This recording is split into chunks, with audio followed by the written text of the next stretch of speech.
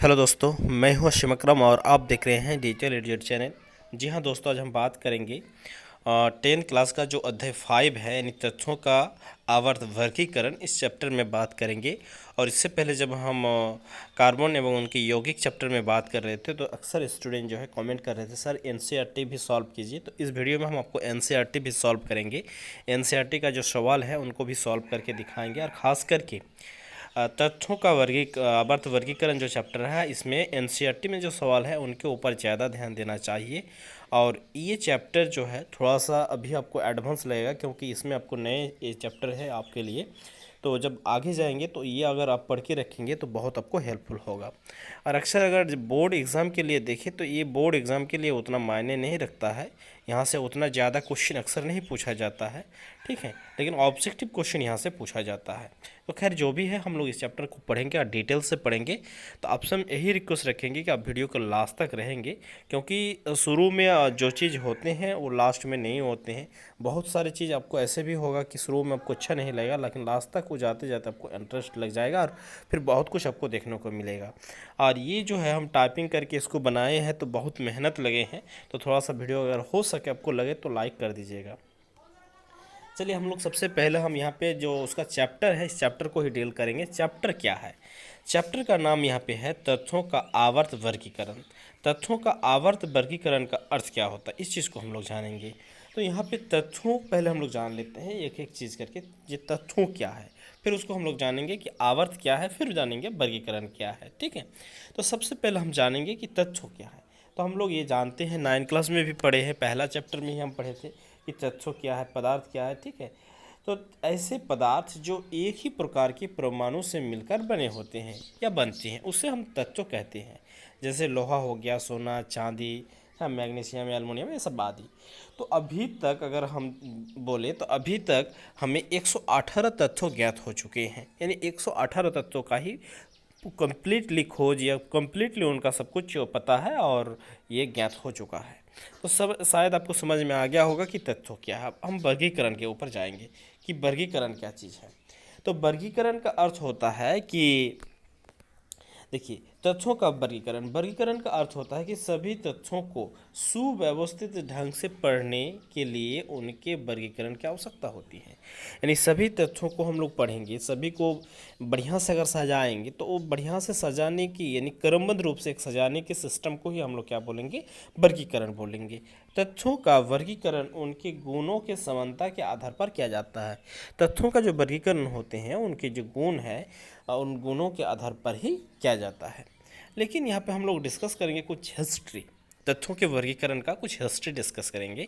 क्योंकि जब इसको शुरुआत किया गया था तो परमाणु भार के ऊपर शुरुआत किया गया था कि परमाणु भार को ही वो लोग मेन मानते थे पहले वैज्ञानिक लोग, और उन्हीं के अनुसार वो लोग व्यवस्थित करना चाह रहे थे। लेकिन उसको ठीक ढंग से नहीं पाए, बहुत हद तक समय लगा। 2-3 वैज्ञानिक इसके ऊपर जब छोड़ छाड़ के गया, कुछ कुछ हद तक वो लोग सक्सेस रहे। फिर आगे जाकर इसको परमाणु संख्या के ऊपर, ये गुण के ऊपर फिर जब सोचा गया तब फिर सुव्यवस्थित रूप से बनाया गया है। अभी जो आप पीरियोडिक टेबल देखते हैं, यानी तथ्यों का आवर्त सरणी जो देखते हैं, तो वो आवर्त सरणी ही आपका तथ्यों का वर्गीकरण कहा जाएगा। यानी जो आप चार्ट देखे हैं तथ्यों का, उसी को, ठीक है। तो सबसे पहले जो वैज्ञानिक इसमें काम किए थे उसका नाम था, यहाँ पे देख सकते हैं आप, डाइवे राइनर का ट्रिक, ठीक है। इन 3 तथ्यों को ये मतलब व्यवस्थित कर पाए थे कि 3 तथ्यों के कुछ एक गुण के आधार पर। और ये जर्मन रासायनिक थे, ठीक है। डाइवर ने 1817 ईस्वी में ये चीज़ें वो लोग ये किया था। तो उसका ट्रिक क्या था, वो क्या क्या था, इस चीज़ को हम लोग यहाँ पे देखेंगे। लिखा गया है कि जब तथ्यों के उनके बढ़ते हुए परमाणु भार, आपको पहले हम बोले कि उन लोग भार के ऊपर सब कुछ डिस्कस किया था, तो भार के अनुसार क्रमबद्ध लगाया जाए तो 3 तथ्यों के समूह प्राप्त होते हैं। 3 तथ्यों के समूह प्राप्त होते थे, और जिनको हम लोग क्या कहा जाता है, त्रिक कहा गया। त्रिक के मध्य तथ्यों का त्रिक में जो मध्य तत्व होते हैं उनका परमाणु भार अन्य 2 तत्वों के परमाणु भार के मध्य होते थे, यानी एवरेज होते थे। जैसे यहाँ पे तत्व दिया गया, देखिए कैल्शियम, और उसके बाद यहाँ पे स्ट्रेशियम, और यहाँ पे बेरियम है। 3 तत्व यहाँ पे हैं। इनका परमाणु भार 40 है, और इनका परमाणु भार 100 आपका क्या है, 37 है, और इनका 87 है। तो इन दोनों को जोड़िए, और जोड़ने के बाद 2 से भाग दीजिए तो लगभग इतना आ जाएगा। लगभग, ठीक है। तो इसी चीज़ को वो आप ये कर पाए थे डाइवे राइनर ने, ठीक है। तो इसमें इस तरह करके कुछ कुछ कुछ तत्वों को क्या था, जैसे यहाँ पे लिथियम, उसके बाद सोडियम, पोटेशियम का क्या था, क्लोरीन, ब्रोमीन, आयोडीन का क्या कर पाया था, उसके बाद कैल्शियम और स्ट्रेसियम और बेरियम का कर पाया था। तो ये तीन ही लाइन बना पाए थे और ये तीन ही जो चीज़ है इसको आप यहाँ पे देख सकते हैं। तो आपको एग्ज़ाम में आ सकते हैं कि डाइवे राइनर जो ट्रिक था वो क्या था। तो आप सीधी सी बात लिखेंगे कि वो तीन तत्वों का एक ट्रिक बनाए थे, तीन तत्वों का एक सीरियल बनाया था जिसमें परमाणु भार के अनुरूप वो बनाया था और उनको ट्रिक कहा गया था। पहला तत्वों का परमाणु भार दूसरे तत्वों के अन्य दो तत्वों के परमाणु भार के एवरेज होता था। एवरेज मतलब दोनों को जोड़ करके दो से भागा करने पर जो उसका आता था उसी लगभग, एक्यूरेट नहीं, लगभग उसी तरह का आ रहे थे। अच्छा, यहाँ पे हम लोग देखेंगे कि डाइवे राइनर की सीमाएं क्या थी, क्या वो नहीं कर पाए थे।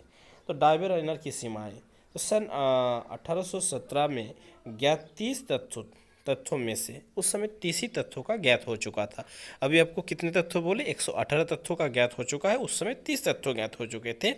हालांकि वो वैज्ञानिक और सोच पाते अगर अभी के समय अगर वो होते, तो उस समय तत्व ही कम थे तो वो सोच भी कम पाए थे, ठीक है। में से डाइवे राइनर केवल 3 त्रिक बना सके, 3 को ही त्रिक बना सके, शेष 21 यानी 3 3 9, देखिए यहाँ पे देखिए 3 यार, यहाँ पे 3, तो 9 तत्वों को ही बना पाए थे और शेष जो 21 तत्व बच गए थे तत्वों को त्रिक के रूप में नहीं व्यवस्थित किया था या किया जा सका।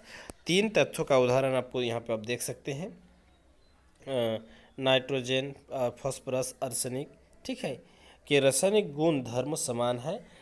ये तीनों एक त्रिक में होना चाहिए जबकि ये एक त्रिक के तत्व नहीं है। ये तीनों का जो है रासायनिक गुणधर्म एक ही है लेकिन ये एक ही त्रिक में होना चाहिए तो, लेकिन ये एक त्रिक में नहीं है, ठीक है। तो इस तरह का कुछ इसमें था कि उसका जो था वो सक्सेसफुली नहीं था। अब हम अगला देखेंगे, ठीक है। अगला वैज्ञानिक जो इसके ऊपर काम किया था उसके नाम था ल्यूजेंस का अष्टक सिद्धांत। अष्टक सिद्धांत, अष्टक सिद्धांत का अर्थ होता है 8 तत्वों को क्रमबद्ध रूप से व्यवस्थित किए थे और इसका एक गाना की तरह इसका सुर दिया था, सा रे गा मा पा धा, तो इस तरह फिर सारे आ जाएगा तो 8 के बाद, ठीक है। तो इस नियम के अनुसार ये व्यवस्थित किया था और ये काफ़ी हद तक आगे बढ़ भी चुके थे, ठीक है। तो इसको हम लोग देखते हैं ये क्या बोले थे और क्या इसका सिद्धांत था। अंग्रेजी रसायनज्ञ जॉन एलेक्जेंडर न्यूजेल्ड ने सन 1865 और वो था कितना 1817 और ये 65, लगभग मान के चलिए 40 से 50 साल के बाद ही ने अष्टक नियम यानी लॉ ऑफ अष्टक जिसको कहते दिया, लॉ अष्टक यानी अष्टक नियम दिया था।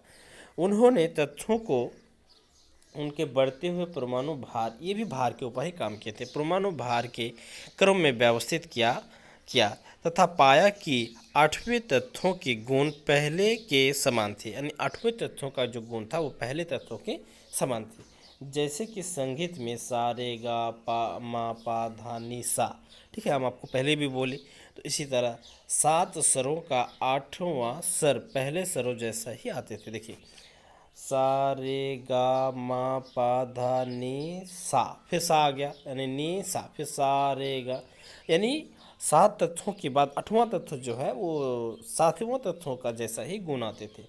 तो ये सारणी है न्यूजीलैंड स्टिक के नियम का, ये सारणी दिया गया है। तो इसमें देखिए तत्व आपका क्या है, बेरिलियम का परमाणु भर 7 था, तो इसका जैसा गुण था उसके बाद फिर अगर नाइट्रोजन आयन, लिथियम के बाद barium, boron, carbon, nitrogen, oxygen, fluorine, fluorine के बाद सोडियम, फिर यहाँ पे खड़ा कर दिए थे, फिर लेकिन नियॉन को यहाँ पे हटा दिया था, ठीक है। मैग्नीशियम इस तरह करते गया, फिर पोटेशियम, कैल्शियम, यानी लगभग ये कहे आपका 7 7 1 2 अगर देखें तो यहाँ पे 7 7 14 14 2 लगभग 16 तत्वों का ही ये सारणी बना पाए थे, ठीक है। न्यूजीलैंड्स के अष्टक नियम की सीमाएं, ठीक है, इसका अष्टक जो नियम था इसका भी कुछ सीमाएं था, ये क्या नहीं कर पाए थे।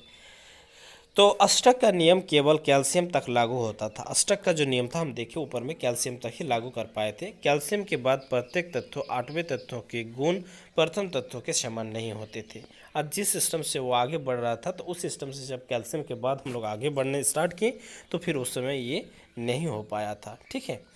उसके बाद न्यूलैंड्स ने मान लिया था कि पृथ्वी पर केवल 56 तत्व विद्यमान है और इसके समय 56 तत्वों का आविष्कार हो चुका था। और इससे पहले जो डार्विन रायनॉर का त्रिक बताया उसमें 30 तत्व, तो इसमें फिर कुछ तत्व 26 तत्व लगभग बढ़े थे। तो इसको यही मानना था कि 56 तत्व अभी तक विद्यमान है। लेकिन जब नए तत्वों की खोज हुई तो उन्होंने अष्टक के नियम फिट नहीं किया जा सका। जब फिर आगे तत्व आविष्कार होना स्टार्ट हो गया तो उसका जो अष्टक नियम था तो उसमें फिर फिट नहीं हो पा रहा था। ठीक है, ये चीज़ यहाँ पे है। तो ये सबको याद रखिएगा, ये आपका जो एक सिद्धांत है और इस चैप्टर में यही सब चीज़ है। इसमें कुछ समझने वाली चीज़ उतना है नहीं कि जो आपको सिर्फ कैलकुलेट करके या कुछ ऐसे करके, इसमें सिर्फ आपको हिस्ट्री की तरह वैज्ञानिकों का कुछ ये चीज़ याद रखना होगा। न्यूटन्स ने एक ही स्थान पर दो तत्वों को फिट किया और असमान गुण वाले कुछ तत्वों को एक ही नोट्स के नीचे रखा गया। कुछ कुछ तत्वों को एक ही जगह में भी अब ये सेलेक्ट किए थे। जैसे यहाँ पे अगर आप देखेंगे तो यहाँ पे दो तत्व जो है निकेल और कोबाल्ट को एक ही जगह में सेलेक्ट किया था, यहाँ पे ये दो तत्वों को एक ही जगह में सेलेक्ट किया था। तो इस तरह कुछ इसका असफलताएँ थी। तो ये था आपका ये न्यूजीलैंड का। आगे हम लोग अब देखेंगे यहाँ पे कुछ एनसीईआरटी का सवाल। ठीक है, अगर आप लोग लास्ट तक बने रहेंगे तो हम कोशिश रखेंगे इसमें कि थोड़ा सा इस वीडियो को ज़्यादा खींच ले, क्योंकि इस चैप्टर को 2 से 3 वीडियो में कंप्लीट कर देना है। ठीक है, एनसीईआरटी का अब कुछ यहाँ पे सवाल है, 3 सवाल देखिए। क्या डार्विन रायनर के त्रिक न्यूलैंड्स के अष्टक के स्तंभ में भी पाया जाते हैं? तुलना करके पता कीजिए। ठीक है, तो यहाँ पे ये आंसर दिया गया है कि यहाँ पे मेंडलीव यहाँ पे फिर मेंडलीव हम कुछ ये देखेंगे कि मेंडलीव क्या है। ये सवाल आप रहने दीजिए, इस सवाल को हम डिस्कस करेंगे ही। यहाँ पे पहले हम देखते हैं मेंडलीव का नियम। तो इसके बाद जो है मेंडलीव आया और मेंडलीव ने काफ़ी हद तक ये चीज़ को पलट दिया। ठीक है, इसका पूरा चीज़ को पलट दिया। सब कोई परमाणु भार के ऊपर ये कर रहा था, परमाणु ये संख्या के ऊपर सोच के देखा और लास्ट तक ये आखिर सक्सेस हो ही गया था। और मेंडलीव का आवर्त सारणी के जो नियम है इसी को हम लोग आधुनिक आवर्त सारणी भी कहते हैं। तो चलिए, मेंडलीव के आवर्त नियम के अनुसार तत्वों के गुणधर्म उनके परमाणु द्रव्यमान के आवर्त फलन होते हैं। परमाणु के द्रव्यमान के आवर्त फलन होते हैं। इसका अर्थ यह है कि यदि तत्वों को बढ़ते हुए परमाणु द्रव्यमान के क्रम में रखा जाए तो नियमित अंतरालों की पर तत्वों के मूल गुणधर्म की पुनरावृत्ति होती है। तो ये आपका सिद्धांत था। मेंडलीव आवर्त सारणी, ये मेंडलीव आवर्त सारणी क्या था? जब मेंडलीव ने तत्वों को वर्गीकृत किया उस समय 63 तत्व ज्ञात थे। उसने इन 63 तत्वों को भौतिक व रासायनिक गुणों में समानता के आधार पर तालिका के रूप में व्यवस्थित किया। उन्होंने तत्वों के गुणों का अध्ययन उन तत्वों द्वारा हाइड्रोजन और ऑक्सीजन के साथ बनाए गए यौगिक के आधार पर किया। उन्हें ये कुछ ज़्यादा एडवांस किए थे। इसमें जो है भौतिक और रासायनिक दोनों गुणों के आधार पर किया था। और ये हाइड्रोजन और ऑक्सीजन के साथ जो यौगिक बनाते हैं तो उन कुछ गुण के आधार पर ही ये व्यवस्थित किए थे। अब यहाँ पे मेंडलीव आवर्त सारणी के कुछ हम लोग मुख्य लक्षण को देखेंगे, क्या क्या इसका लक्षण था। मेंडलीव ने निष्कर्ष निकाला कि तत्वों के गुण उनके परमाणु द्रव्यमान पर निर्भर करता है। उन्होंने कहा कि तत्वों के गुण उनके परमाणु द्रव्यमान, जिसको हम लोग परमाणु संख्या बोलते हैं या द्रव्यमान संख्या भी इसको कहा जाता है कभी कभी, द्रव्यमान के आधार आवर्त फलन होते हैं। मेंडलीव के आवर्त सारणी उन्हें ऊर्ध्व स्तंभ को ग्रुप यानी समूह और क्षैतिज पंक्तियों को पीरियड जिसको हम लोग आवर्त बोलते हैं कहते हैं। यानी ये खड़ा वाला जो लाइन बनाए थे इसको हम लोग ग्रुप बोलते थे। तो अभी तक 18 ग्रुप है और 7 गो आवर्त है। इस चीज़ को भी आप याद रख लीजिए क्योंकि एग्जाम में ये आएंगे। अब अगर आपके पास जो आधुनिक तत्वों का आवर्त सारणी होते हैं वो अगर है तो वो आप देख सकते हैं गिन करके। उसमें टोटल जो लंबे लंबे जो ये वाला ऊर्ध्वाधर जो ये होंगे ये 18 गो होगा। क्षैतिज वाला यानी इस तरह वाला जो होगा आपका 7 गो होगा। ठीक है, नीचे फिर 2 गो मिलेगा तो वो भी उसी के अंदर समा हुआ है। आपको थोड़ा सा जब समझाया जाएगा तो समझ में आ जाएगा। मेंडलीव आवर्त सारणी में 8 ग्रुप है जिन्हें 8 ग्रुप है जिन्हें ग्रुपों ए और बी में विभक्त किया गया है। 8वें ग्रुप के संक्रमण तत्व हैं और कुछ ग्रुप को ए और कुछ ग्रुप को बी में बांटा गया है। आवर्त सारणी में 6 आवर्त हैं। प्रथम आवर्त में केवल एक तत्व हाइड्रोजन, दूसरे तत्व तथा तीसरे आवर्त में प्रत्येक में 7 तत्व, चौथे व पाँचवें आवर्त में 17 तत्व तथा छठे आवर्त में 14 तत्व हैं। तो यहाँ पे थोड़ा सा एडवांस या आधुनिक नहीं था। मेंडलीव के समय 8 ग्रुप बनाए थे और 6 ही आवर्त बनाया था, ठीक है। और इसमें ये भी करके कुछ तोड़ा गया था। 7 नंबर यहाँ पे हम लोग देखेंगे ना, 5 नंबर, आवर्त सरणी में कुछ खाली स्थान भी रखे गए जो संभव उन तथ्यों के छोड़ा गया था जिनका खोज बाद में होनी थी। जिन तथ्यों का खोज बाद में होनी थी उनके लिए जगह भी ये छोड़ के रखे थे। अब इसकी जो है मेंडलीव आवर्त सारणी की उपलब्धियां, क्या क्या ये उपलब्धियां कर पाए थे, इस चीज़ें बारे में यहाँ पे है, ठीक है। उसके बाद मेंडलीव के वर्गीकरण की सीमाएं ये भी है। तो यहाँ पे हम लोग इसको देखते हैं। इसमें मेंडलीव आवर्त सारणी की उपलब्धियाँ। मेंडलीव ने तथ्यों को उनके परमाणु द्रव्यमान के आधार पर वर्गीकरण किया, जो तथ्यों का एक बहुत ही महत्वपूर्ण गुण होता था। ये एक नंबर पॉइंट हो गया। दूसरा नंबर पॉइंट है कि समान गुण वाले तथ्यों को साथ रखने के लिए थोड़े से अधिक द्रव्यमान वाले तथ्यों को थोड़े से कम द्रव्यमान वाले तथ्यों से पहले रखा गया। उदाहरण के लिए कोबाल्ट जितना इसे है, को निकेल इतना है, से पहले रखा गया। मेंडलीव ने अपनी आवर्त सारणी में कुछ स्थान खाली छोड़ दिए और सहस या का परिचय देते हुए कुछ नए तथ्यों की संभावना व्यक्त की। उदाहरण के लिए स्कैंडियम, गैलियम तथा जर्मेनियम की खोज बाद में हुई। उसके बाद यहाँ पे 4 नंबर पॉइंट है, यह मेंडलीव की अद्भुत सफलता थी कि उन्होंने भविष्य में खोजे जाने वाले तथ्यों की भविष्यवाणी कर दी थी। और बाद में जब अक्रिय गैसों का खोजा गया तब बिना पहले व्यवस्थित से रखे कि उन्हें आवर्त सारणी में स्थान दे दिया गया, ठीक है। तो ऐसे बहुत कुछ जगह छोड़ दिए थे कि जैसे जैसे खोज होता जाएगा ऐसे ऐसे उसका आता जाएगा। तो इस तरह का इसके एक बहुत बड़ा उपलब्धि इसको माना जाएगा, ठीक है। मेंडलीव की वर्गीकरण की सीमाएं, और मेंडलीव ने क्या क्या नहीं कर पाया था, इसका सीमाएं क्या था, यानी क्या क्या कमजोरी था, ये वीडियो में इसी तक बात करेंगे। उसके बाद इसको छोड़ देंगे, ठीक है। और ये वीडियो जो है काफ़ी जो टीचर लोग जो है ट्यूशन टीचर, उसके लिए काफ़ी हेल्पफुल होगा नोट्स बनाने के लिए। स्टूडेंट को भी हम यही सलाह देंगे कि आप इसको वीडियो को प्ले पॉज करके अगर आप इसको लिख लेंगे तो आपके नोट्स बन जाएंगे और ये नोट्स से ही बहुत सारा आपको काम निकल जाएगा। मेंडलीव के वर्गीकरण की सीमाएं।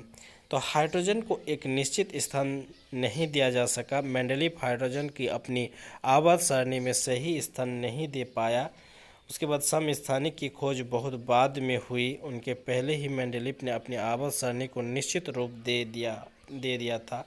बाद में समस्थानिकों की खोज और उनका आवर्त सारणी में स्थान मेंडलीव के लिए एक चुनौतीपूर्ण कार्य रहा। जैसा कि मेंडलीव द्वारा किया गया वर्गीकरण परमाणु द्रव्यमान पर आधारित था, लेकिन परमाणु द्रव्यमान किसी एक तत्व से अगले तत्वों तक निश्चित रूप नहीं बढ़ते, इसीलिए बताना संभव नहीं था कि दो तत्वों के बीच में कितने तत्वों का खोजा जा सकता है। तो इस तरह का कुछ इसके अंदर कमी थी।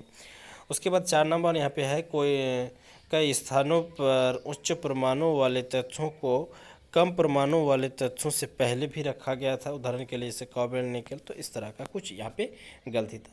हम इसके बाद जो है अगला वीडियो में हम फिर डिस्कस करेंगे एनसीईआरटी का कुछ यहाँ पे सवाल डिस्कस करेंगे। हम आपको पहले भी बोले। उसके बाद हम आधुनिक आवर्त नियम भी पढ़ेंगे। इस वीडियो में यहीं तक, फिर मिलते हैं नेक्स्ट वीडियो में। थैंक यू, धन्यवाद।